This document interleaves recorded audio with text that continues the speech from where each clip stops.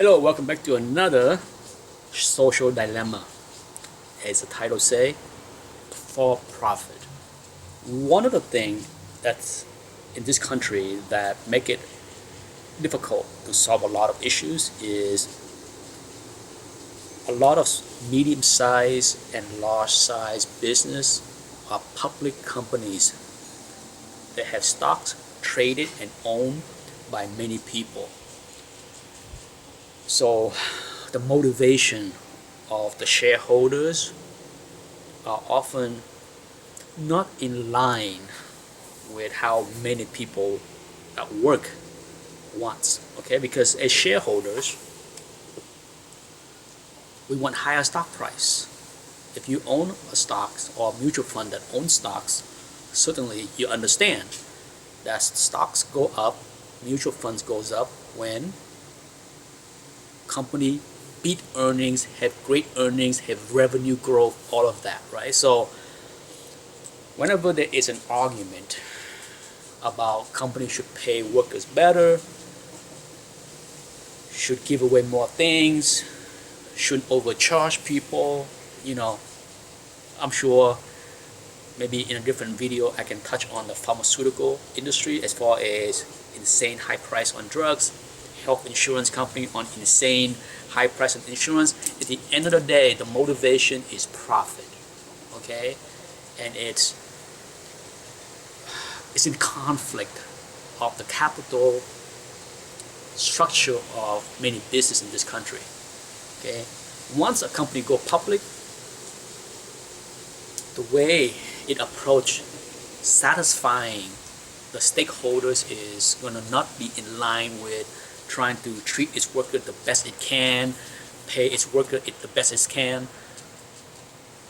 I own a small business for 20 plus years, and I can tell you I pay my staff very, very well, okay? It's not a big business. The most I have ever had was 6 employees, but they got paid extremely well, and I am very transparent with the company. I show them exactly the revenue, what I'm getting paid, what they are getting paid, and if we don't grow, I don't get more money, they don't get more money. It's that simple, okay? There is no, oh, you're making too much, you don't pay me enough, you're greedy. I have never had any employees over 26 years that quit because I didn't pay enough.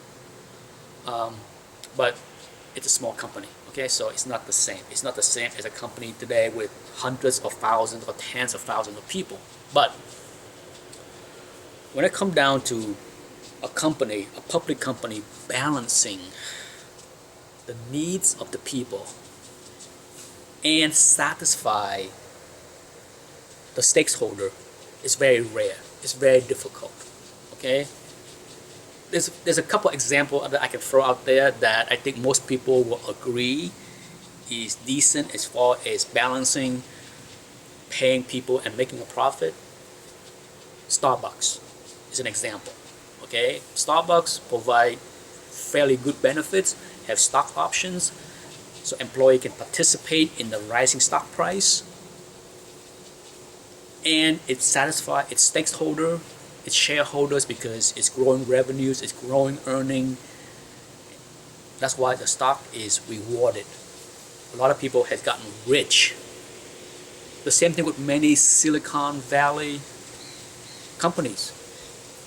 Many millionaires have been made working for Facebook, Google, Apple, you name it, okay? So there are companies that can pay people very well, but they don't have to be all high-tech like Facebook, Google, Apple, right? Those are high-paying engineering jobs, but Chipotle, Starbucks. But why is Starbucks so successful in maintaining a high corporate image by paying, that allow it to pay people well enough that sure, there are some complaints. Some Starbucks employee at some location are trying to unionize, right, to get better benefits. But overall, its corporate image is fairly high. Why is that? Does it have anything to do with we in general are okay to pay $5 for a cup of coffee? Yeah, they have that advantage that most companies do not have. Okay, so that's a dilemma, the conflict between a company that's trying to maximize profit at the same time treat its worker better.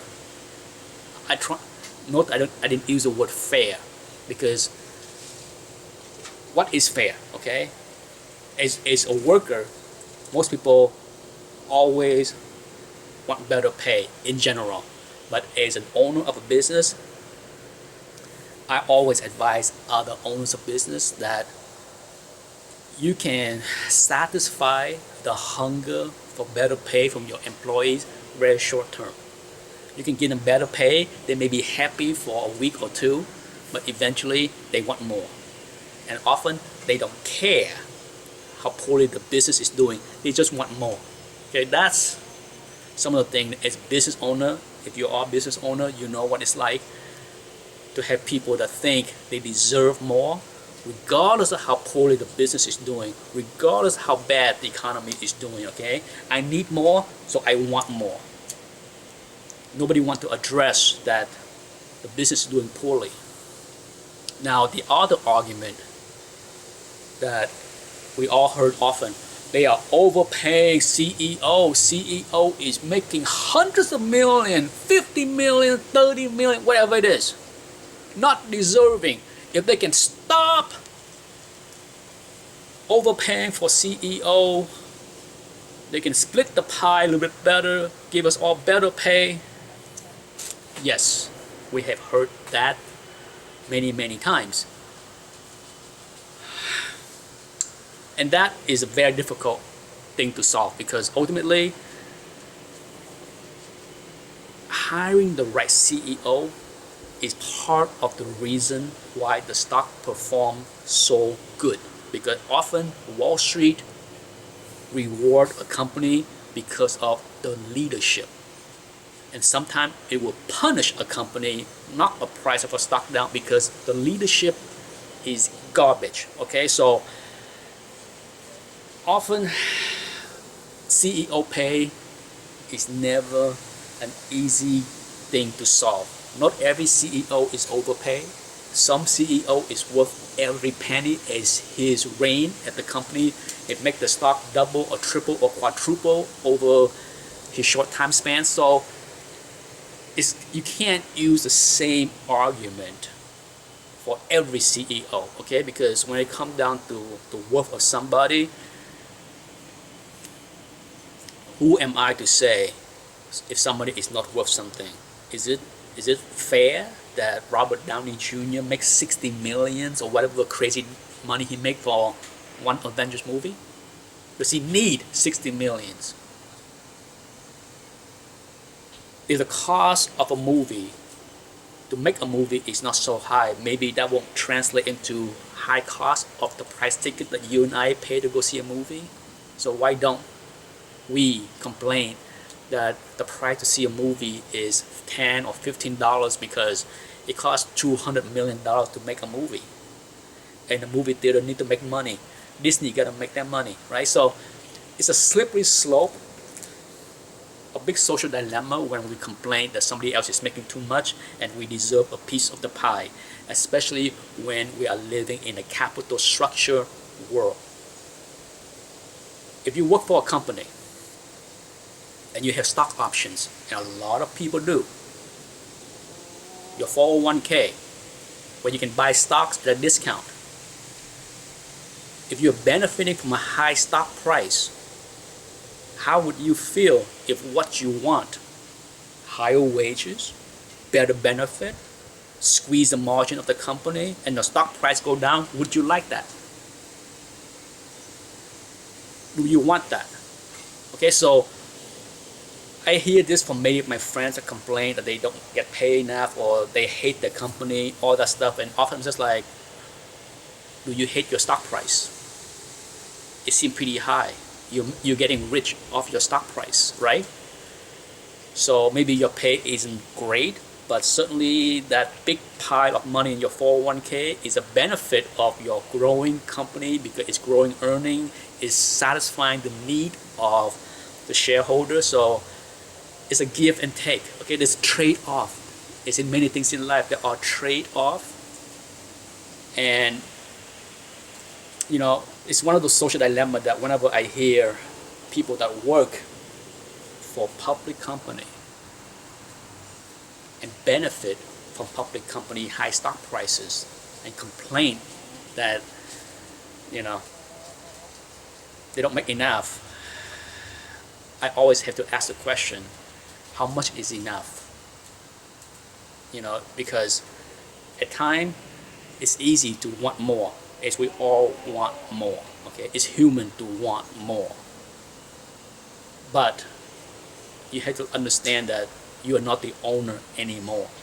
It's a public company, shareholder own the company, and the CEO are doing what he needs to do to meet the demand of the shareholders ultimately. Okay, because ultimately it's all about profit. Yes, it is a dirty word. In the perfect world, we all love to have a good balance, like I use an example of Starbucks, where we want good pay, good benefit, and high stock price, right? That's the best of all world. But all of us want cheap product.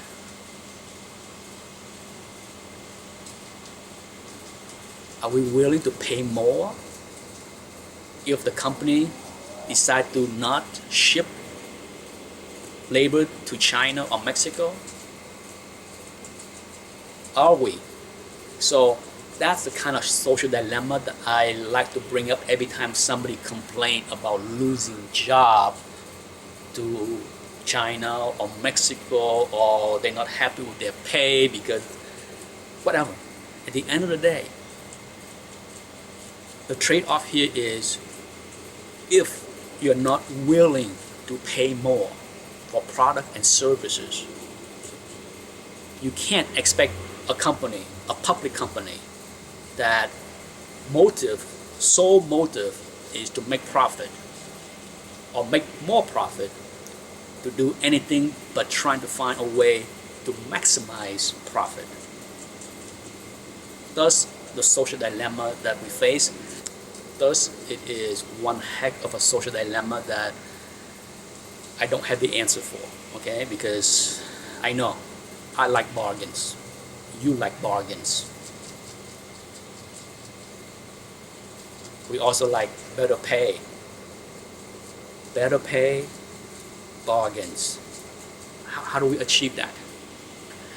I'm all ears if you have a suggestion, okay? Because sure, some people will throw out there, pay the CEO less.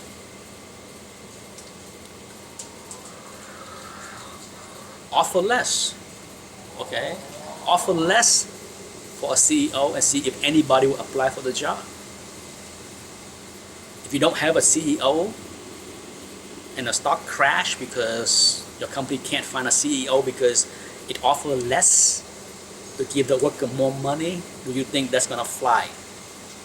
You think you would be happy to see your 401k crash? How would it be if a company say, we decide to change the structure of this business, we're no longer gonna pay more than $1 million for the CEO, no more paying somebody $50 million, we're gonna spread the wealth for all the worker. Fine. What happens if you fire the current CEO, say that the next one only get paid $1 million instead of $50 million, and then nobody want to apply for the job? You think the stock is not gonna crash? Are you gonna happy getting a 20% or 10% pay raise and then see your 401k drop by half because your stock crashed because investors say, the heck with you, what a stupid company? Okay, so there's never an easy answer. That's why this topic fit right into the social dilemma area. Okay, it's so easy to demand for things, so easy to just say things, but to sit down and think hard about the problem and how to solve it, there is no easy answer. Thanks for watching. Bye-bye.